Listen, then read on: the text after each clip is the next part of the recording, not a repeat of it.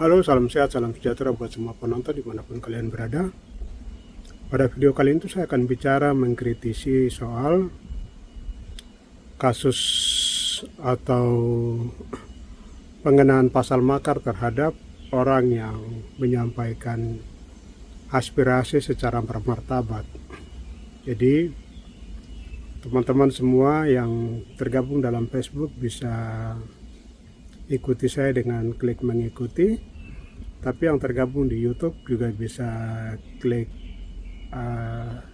like dan subscribe supaya bisa mengikuti video-video lebih lanjut. Baik teman-teman, kita dalami saja. Yang pertama itu, kita tahu bahwa ada kasus di mana polisi Republik Indonesia itu mengenakan atau memakai pasal makar dengan menangkap empat anggota NRFPB. Kemudian mereka ini didorong untuk harus mengikuti proses hukum. Nah, ini kan sangat kacau sekali karena teman-teman kita bisa lihat, misalnya kita membedah itu dalam dua hal. Yang pertama itu soal isi daripada aspirasi, yang kedua itu soal makar. Nah, kita masuk saja dulu yang soal makar. Jadi kalau kita bicara tentang makar itu biasanya dalam hukum pidana itu harus memenuhi unsur. Kalau dia tidak bisa memenuhi unsur, maka dia tidak bisa dikenakan pasal makar. Apa itu unsurnya? Nah, untuk kita lebih jauh bicara tentang unsur itu, kita harus lihat dulu itu apa itu sebenarnya makar. Nah, misalnya menurut banyak pakar itu mereka bilang itu makar itu adalah sebuah tindakan perlawanan dengan alat bersenjata. Itu pakar-pakar hukum pidana menyebutkan hal itu. Nah, sementara makar sendiri ini kan berasal dari hukum Belanda yang dikenal dengan istilah aanslag.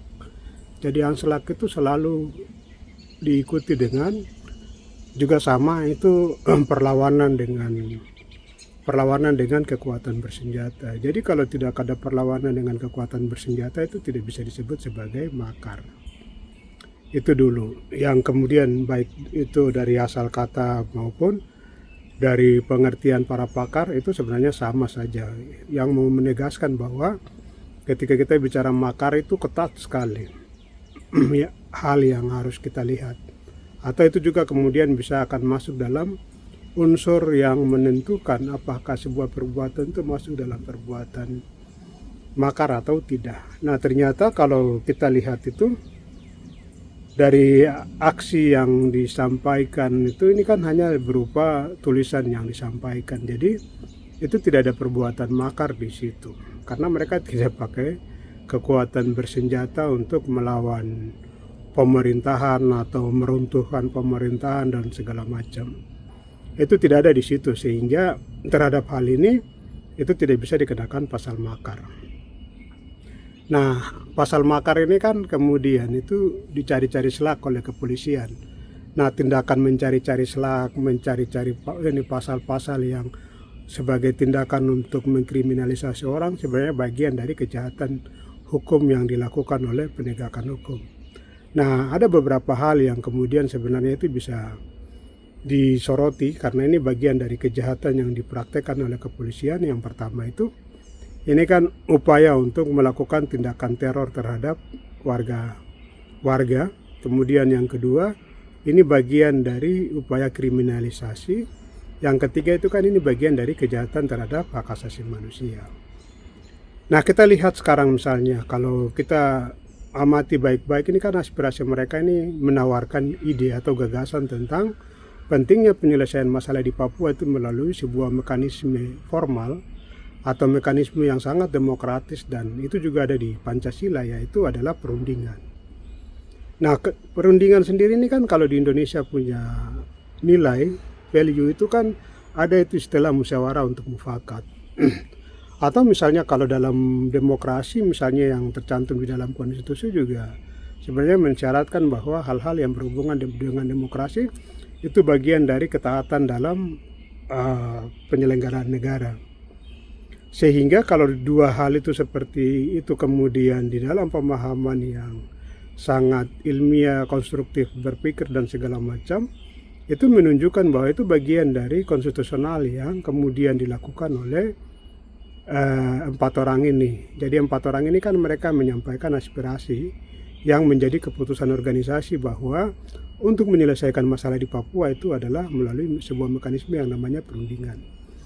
Nah, perundingan sendiri ini kan sebenarnya ini mekanisme yang atau konsep ilmiah yang selalu dipakai dalam menyelesaikan berbagai masalah di dunia. Indonesia sendiri dulu itu pernah punya pengalaman tentang bagaimana menyelesaikan masalah di Aceh itu dengan berunding. Walaupun misalnya masyarakat di Aceh itu ditipu karena ketika misalnya perumusan itu dirumuskan dalam undang-undang, ternyata hal-hal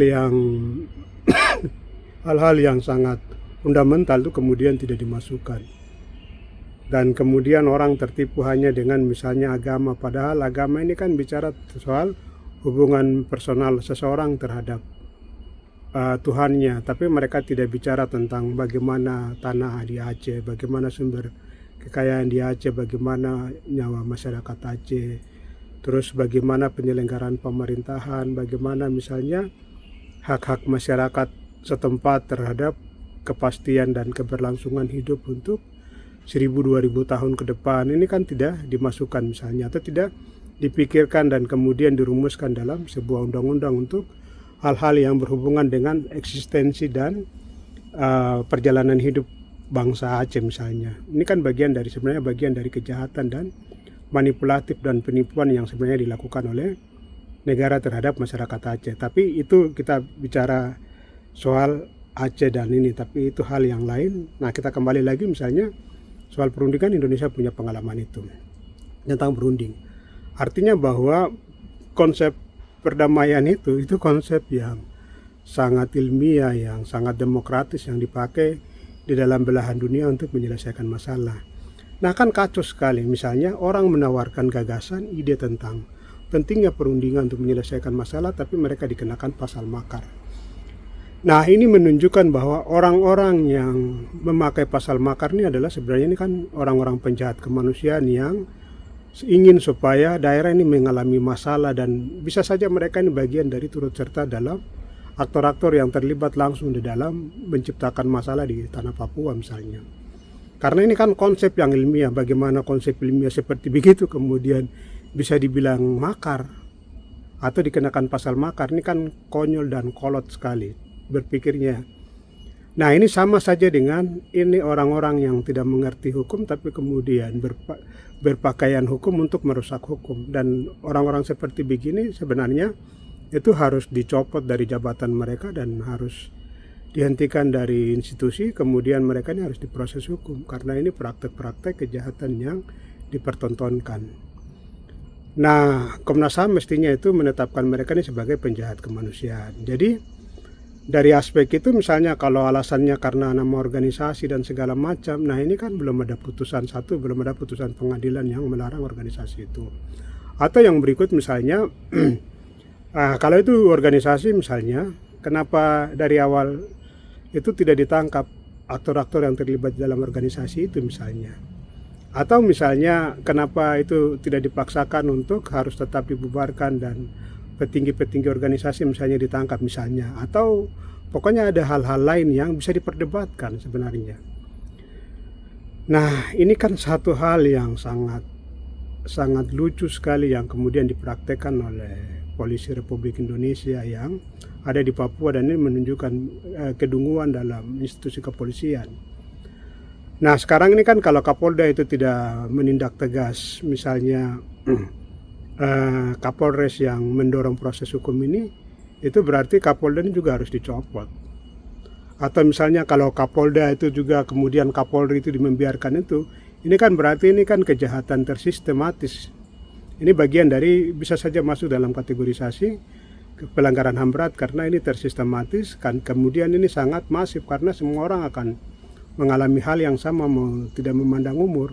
Apalagi ini kalau kita bicara tentang misalnya ini kan konsep penawaran gagasan yang sangat brilian tentang pentingnya penyelesaian masalah melalui perundingan, tapi kemudian dikenakan pasal makar. Ini menarik sekali untuk kita dalami dan diskusi, karena ini akan kita lihat bahwa bagaimana itu negara itu menunjukkan kebodohan mereka, kedunguan mereka itu di dalam menjerat orang-orang yang tidak berdosa, orang-orang yang hanya menawarkan ide dan gagasan penyelesaian masalah, tapi kemudian dikenakan pasal makar. Ya, kalau kita pakai istilah Rocky Gerung, itu dungu, tapi ini dungunya berlapis-lapis.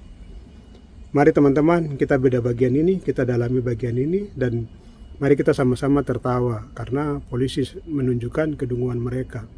Masa barang yang sangat ilmiah tapi kemudian itu dikenakan pasal makar, padahal definisi makar jelas, kemudian unsur-unsurnya juga ketat dan segala macam, tapi itu diciptakan dan dimanipulatif oleh kepolisian.